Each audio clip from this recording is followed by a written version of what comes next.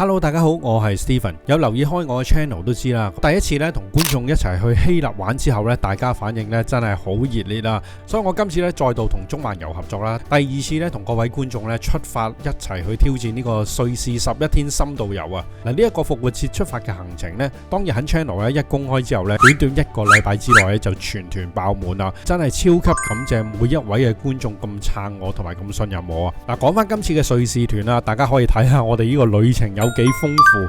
我哋會由蘇黎世出發啦，經沙夫豪森，再去到迷你小國列支敦士登，之後咧再由庫爾坐冰河列車直落冰河故鄉薩斯菲，之後我哋會去到策馬特啦，我自己私心推薦嘅蒙特啦，最後咧我哋仲會去到首都伯恩嗰度睇花，再經留心咧完美環繞瑞士一周啊！點少得嘅就係瑞士最出名嘅山峰啦，我哋會去到瑞士三大名峰，包括馬特洪峰、瑞吉峰同埋鐵力士峰嘅。之後我哋仲會上到去冰川3000，終極欣賞瑞士最宏偉嘅雪景。喺呢11日裏邊呢，我哋咧都玩到癲晒嘅，實行呢即係最極致嘅深度體驗啊！我哋兩程嘅火車都係頭等嘅觀景火車嚟嘅，仲要住埋頂級嘅5星豪華酒店啦。最緊要呢就係同大家一齊食好嘢啦，仲有米芝蓮餐廳添，直接咧打破咗咧去瑞士旅行冇好嘢食呢個概念啊！老實講啊，11日嘅旅程呢實在過得太快啦，最後呢回程呢我真係好唔捨得大家，所以呢我係將今次嘅旅程呢精心製作一系列嘅瑞士影片啦，希望為我同埋當日出發嘅咁多位團友咧留低一個美好完美嘅回憶。喺瑞士嘅旅程咧一路出 IG， 其實好多朋友仔啦同埋啲觀眾都成日問我，緊會唔會有其他地方玩啊？其實我私底下咧都已經係默默籌備緊噶啦。咁如果一切順利咧，預計9月頭咧我哋就會再度出發去歐洲噶啦。今次咧想同大家去一個另類嘅風格啊，就係主打浪漫啦，仲有 shopping， 亦都會入住法國最有傳統魅力嘅古堡酒店，仲會走訪頂級嘅香檳酒莊添。如果大家真係有興趣同我一齊出發呢，記得咧9月頭攞定價，同埋密切留意我 channel 嘅公佈啦。嗱，回憶翻今次嘅瑞士旅程啦，都係非常之精彩。我哋即刻出發睇下我哋今次瑞士會玩得幾癲啊！嗱，出發之前呢，記得咧撳個訂閱掣啦，同埋俾個 like 啦，同埋多啲 share 我啲影片啦。我哋會繼續咧提升我哋旅行影片嘅質素，希望大家支持我。抵讚啊，Steven做好介紹，多謝多謝多謝，真嘅，最緊要玩得開心，其實真係。早晨啊，咁多位，我哋嚟到瑞士蘇黎世啦，咁啊經過我哋13個鐘頭嘅飛機咧，終於嚟到啦。咁啊，我哋今朝頭早好早啊，6點幾咧已經到咗蘇黎世機場，話晒都啱落機啦。咁我哋咧真係以比較輕鬆啲為主啦。呢個團咧，咁我都好開心，見到哇一個家庭咁樣咧，7-8個人咁樣嚟玩咧，非常之正。嗱，我而家朝頭早嚟到咧就係呢個萊茵局部啦。咁呢個萊茵局部咧一落到嚟咧，今日可能咧真係特別清新，因為而家咧都係8點幾啫嘛，好清新嗰種感覺，同埋今日咧真係好好天。蘇黎世機場過嚟咧真係好方便喎，係半個鐘頭左右。如果我諗相信喺蘇黎世市中心過嚟咧，1個鐘頭都唔使嘅。歐洲咧係佢哋嘅流量咧係最大嘅局部嚟嘅，早嚟咧就早享受，就唔係太多人咧，所以咧有一個好靚嘅景。嗱，喺後邊咧其實咧就有個城堡仔，嗰度有個餐廳啦，同埋咧佢仲有啲船仔可以搭嘅。咁譬如咧嗰啲船仔就要自己額外再俾錢啦，10分鐘、15分鐘啊咁樣。咁咧就嗰啲船咧就可以一路駛到去局部啦。咁但係搭嗰啲船咧就一定濕身㗎，大家即係有嗰個準備先咁樣。行到嚟呢邊咧越嚟越近，你就開始感受到咧呢一個局部嗰個流量係有幾勁，唔係話好高咁，但係咧嗰個水咧爆出嚟咧係幾犀利。上個樓梯啦就係最靚嘅位咧，咁上過嚟先睇到咧，即係好似喺我身後邊咧，即係咁澎湃啊！即係嗰啲水咧咁澎湃衝落嚟咁啊！同埋今日咧，我哋第一日第一朝嚟到瑞士啊，感覺咧〜哇！嗰啲空氣咧好冰涼啊，好 fresh 嗰種咧，真係好唔同啊！呢啲係瑞士嘅空氣。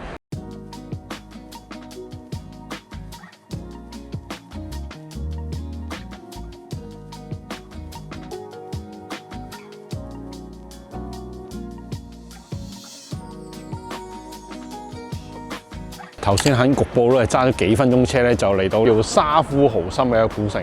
咁有啲好靚嘅屋仔啊、建築物啊，咁可以睇下嘅。可以講係咧，即係瑞士近住蘇黎世一個比較出名啲嘅小鎮啊。原因咧就係因為佢啲建築物好靚，仲有一個特色咧就係叫做特土窗啊。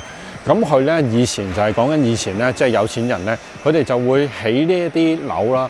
而最顯眼咧、最突出咧，就係佢哋啲窗咧會突咗出嚟嘅。咁如果越突得多啲窗咧，即係顯示到佢嘅地位就越高越有錢咁。咁所以呢一度咧就好多呢一類型嘅建築咁喺呢一度咯。有好多嘅噴水池啊。咁而嗰啲噴水池嗰啲水咧都係飲得嘅，冰涼好清新嘅，好多呢啲咁嘅噴水池啊、翻騰啊喺個古城裏邊咁咯。咁今日呢度咧，我覺得都 OK， 因為我哋今日啱落機啦。咁雖然咧就比較靜啲，咁咧但係咧就可以慢慢咧遊走下喺呢個古城度慢慢行下咁樣咯。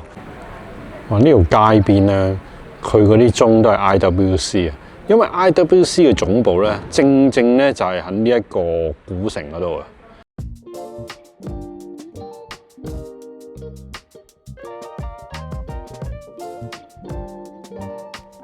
間咧，我哋就嚟到斯泰因呢個小鎮啦。咁啊，距離頭先我哋嗰個位置咧，大概揸半個鐘頭車左右度嚟到呢一個咁靚嘅小鎮啦。嗱，呢個小鎮咧，亦都係瑞士咧保存得最好嘅一個中世紀古城之一嚟嘅。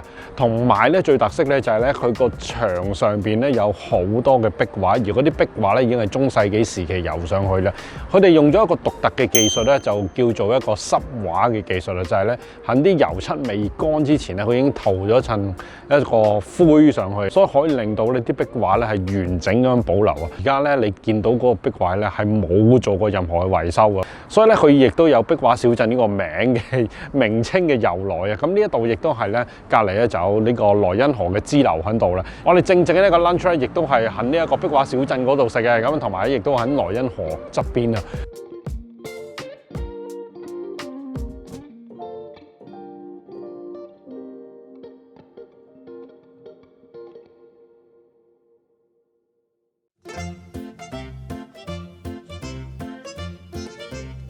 今日咧第一餐咧，我哋就揾咗一間咧就係食魚嘅餐廳，而呢一種魚咧叫做狗魚，因為佢嘅樣咧就好岩巉嘅，咁啊個樣唔係咁靚，咁啊一陣間試下佢肉好唔好食啦。咁呢間餐廳咧其實都有成70年歷史㗎啦，咁亦都經營到第3代㗎啦。咁我哋今日嚟到呢度咧，我哋啲團友就坐晒喺度啦。其實就好靚嘅，同埋佢呢一間嘢咧雖然係舊舊地啦，但係我哋呢間房咧係一間宮廷式嘅房嚟嘅，咁同埋咧佢哋啲職員咧都幾熱情啦，即係以瑞士人嚟講都幾好嘅。咁我哋今日咧就主要咧，其實餐都係大概食4個 course 嘅一個晏晝或者 dinner 啦。又係飲呢個蘑菇湯，蘑菇湯其實佢味道咧調味咧較為係重味啲嘅。今日都嗌啲飲品啊，咁啊請大家團友飲下啦。咁啊呢一度咧，我嗌咗杯咧，其實我知道佢啲紅酒咧，同埋佢啲酒咧，都係喺 local 嗰度釀製。咁但係咧，頭先職員都同我哋解釋咧，呢啲酒咧係 from 嗰個 vineyard 咧，就係佢哋自己嘅葡萄出產嚟。咁我試過咧，呢一隻咧，其實你見得色咧，佢比較薄身啲，顏色都比較淺色啲。咁但係咧飲落去咧順口嘅，容易入口嘅。咁但係我覺得都 OK， 因為晏晝嚟講，你食魚咧，我哋唔需要咁 full body 嘅一啲紅酒。咁啊有機會咧，我會再試下其他瑞士出產嘅白酒啊，嗰啲同大家試下咁啊。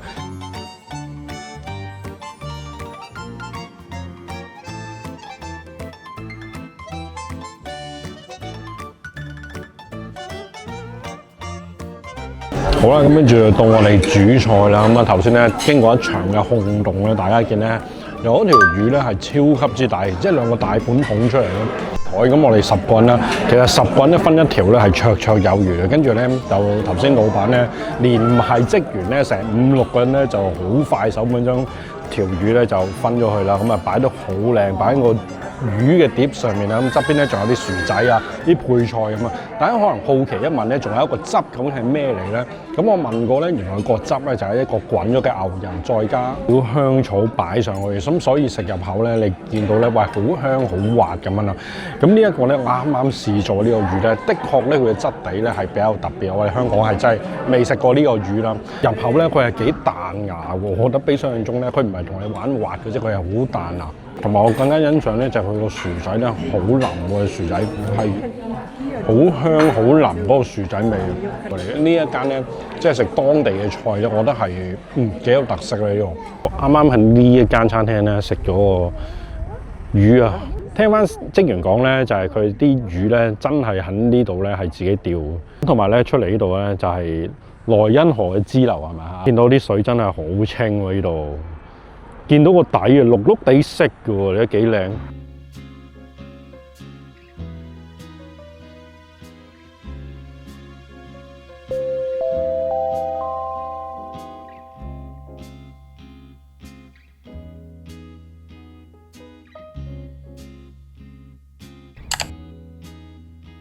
食完 lunch 咧，揸咗大概我諗9個字車度咧，就嚟到聖加侖。嗱，講翻聖加侖呢一個城市啦，佢呢一個出名嘅地方咧，就係一個修道院啊。最重要嘅景點就係我而家身處呢個地方啦。咁包含咗咧就係修道院啦、教堂啦，同埋一間咧好出名嘅圖書館。嗱，圖書館咧入去咧就要錢嘅，就18蚊 Swiss francs。咁裏邊咧最著名咧就係有一個木乃伊可以睇，不過嗰邊咧就由於係唔俾影相嘅，咁所以今日咧我哋就冇入到去嘅。同埋我見到佢建築咧就唔似話係法國啊或者意大利咧，佢係好新淨嘅。講解翻咧，佢哋啲牆咧全部咧係清潔過喎。咁仲有咧就係呢一度嘅建築咧係全部咧都係巴洛克嘅風格。建築群咧喺1983年咧係已經被列入咧即係聯合國嘅世界文化遺產裏邊㗎啦。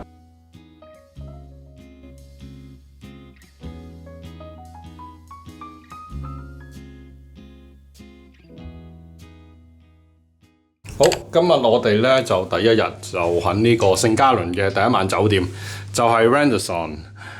咁呢間就喺我哋旅程咧已經叫做比較普通，但係都唔錯嘅喎。呢一個我入到嚟嘅空間都係好大啦，幾齊備啊！我見佢呢啲都馬桶啦，係啦，咁都乾淨企理嘅呢一間。另外呢度仲有一個衣櫃，咁不過我哋咧就住一晚啦，其實衣櫃就冇乜需要啦。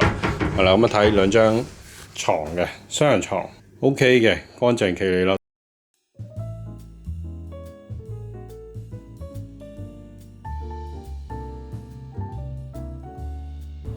今日咧第一晚咧，我哋就喺酒店附近咧，我哋就有一間嘅米芝蓮1星嘅餐廳。呢間餐廳咧就叫 Corso 啊。咁距離我哋酒店咧真係好近，幾分鐘車嘅啫。大家可以舒舒服服嘆呢一餐之後咧，就可以再返酒店休息啦。佢呢一間嘢咧係主打咧就係一啲新派嘅菜式嘅。今日最重點咧就係我哋咧就有一個嘅 4 course 嘅 menu。咁我哋入到嚟個氣場咧比較 fine dine 啲嘅一啲嘅餐廳嚟嘅。重點嚟啦，就係今晚我哋會食呢個當地嘅瑞士和牛啊！嗱，聽講呢隻和牛咧基本上咧係好少甚少出口嘅，我從未食過嘅呢樣嘢。擺盤啊同埋 service 咧，其實我見到網上嘅評價咧去到4.8分嘅 Google， 咁所以呢間嘢咧絕對係值得一試。好靚啊！佢呢個咧，即係絕對有擺盤。呢啲咧就係即係米芝蓮星級餐廳必定要做得到嘅。佢就紅色嗰個咧，其實係一個 gnocchi，即係意大利比較煙韌一粒粒嗰啲嘅意粉。隔離喺左手邊咧，就係一個咧本地嘅 sweet 嘅 cheese 打成嘅一個類似個 texture， 好似一啲 form 啊，少少好似煙煙韌韌咧咁嘅質地嚟嘅。呢個好特別喎，係咯，煙韌又做得好好喎呢一個，同埋佢味道都幾好味喎，加少少嘅調味咁樣，唔錯唔錯。local 嘅 Wagyu beef Swiss 嘅和牛啊，咁佢呢個咧擺盤都係好靚嘅，兩片嘅和牛咧，側邊咧其實係有啲西芹蓉嚟嘅嗰隻係，個質地咧好特別嘅。佢雖然咧係有少質感，但係食入口咧都幾滑下，同埋牛香味都重喎呢一個。同埋我覺得佢個調味都做得幾好嘅，瘦啲偏瘦嘅一隻肉嚟嘅呢隻。係啦，我哋咁啱咧有位團友就唔食牛咯，轉咗一個咧就係佢嘅雞肉啊。呢個咧，咁呢個咧都係雞胸位嚟啦。好啦，我哋咧食埋呢個甜品咧，我哋就今餐就完啦。咁啊，整體我都覺得 OK 嘅，即係作為第一餐，我哋喺呢個米芝蓮嘅餐廳。今日第一晚我哋咧就食埋咧，跟住就返酒店度休息下啦。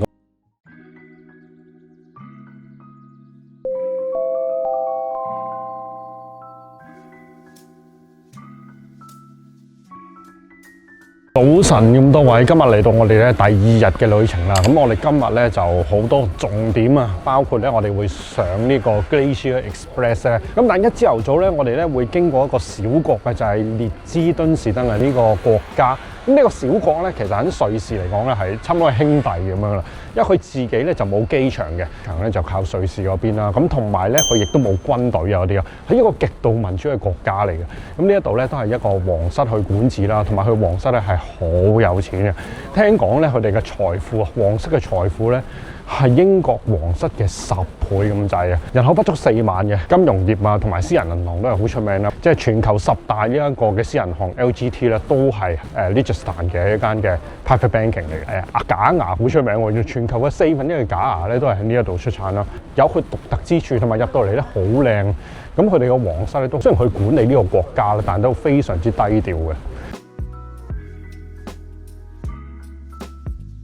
嚟到列支敦士登咧，必須要做嘅行程咧就係去遊客中心咧幫本護照吸個印啊！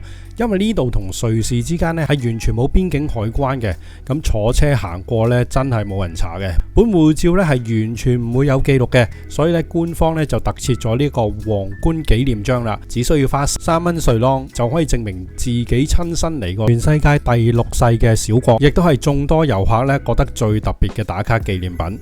同埋啲郵票好靚立體喎，都係 3D 又出產自己嘅酒喎。不過呢個咧真係喺出邊咧係極度少有噶啦呢一個。咁啊紅酒白酒咁樣啦，呢啲係 Riesling 都有喎。呢個好靚啊！哦，係喎。知啦，我都唔知會唔會再嚟嘅。係唔係？未必再嚟。我見到好多瑞士蓮嘅朱古力喺度。即雖然呢度係Liechtenstein 咯，但係好多瑞士嘅嘢都可以喺度揾到，即係比較細緻啲喎。佢啲產品都幾靚，同埋佢幾通透咯。佢啲杯。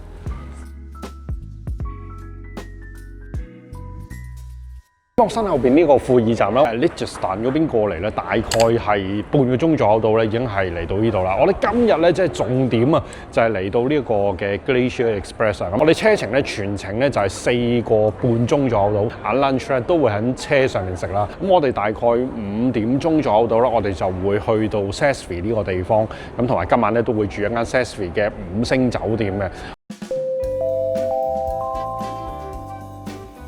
好，我哋咧就今日我哋坐頭等嘅車廂，都有啲架擺行李嘅。但係咧，我哋啲行李咧其實就跟旅遊車，咁所以我哋完全係唔需要擺任何行李啦，孭個袋就 OK 噶啦。我哋頭頂仲係穿咗，咁所以咧可以叫做180度咁樣睇呢度。係，所以呢一橛咧係頭等車廂先有嘅窗口位嚟，大半個車廂都係我哋嘅團友呢度。25、26啊！哇！你個位好靚喎，陣間好多嘢睇，記住影相喎。你呢度貝爾，跟住我哋3點40分咧就會到呢個 Bridge 呢個站噶啦，全程就大概4個鐘左右到。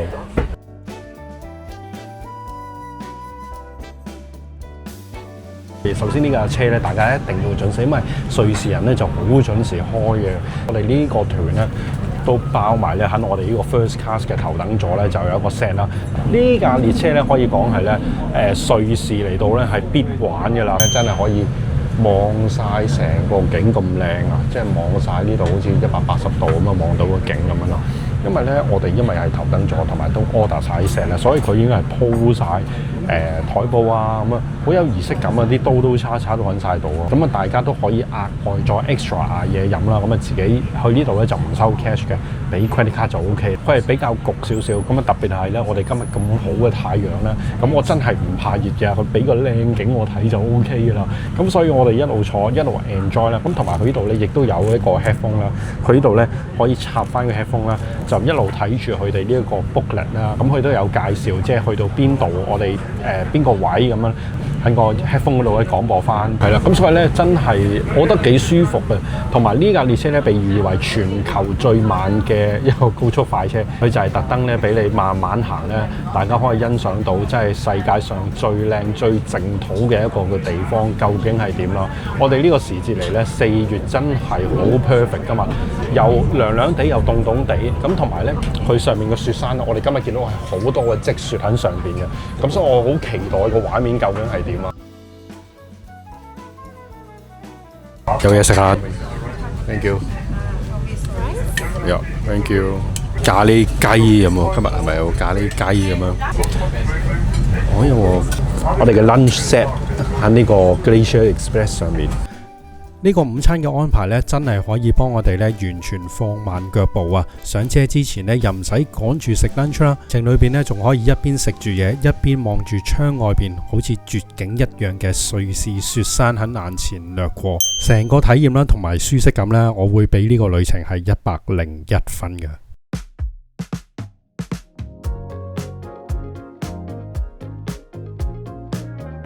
每一穿過個隧道呢，哇！聽到啲團友係咁，哇！嗰隻歌聲，上到嚟呢度呢，嗰個景實在太震撼啦！嗰個環境係咁厚嘅雪呢，係咁樣包圍住成樓。我開始感覺到呢，即係瑞士嘅雪山嗰種壓迫力嘅感受到，真係好犀利。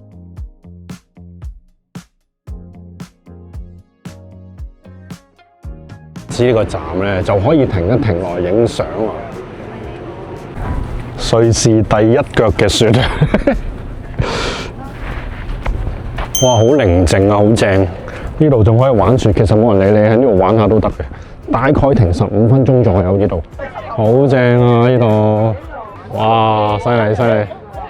小心啊，小心啊！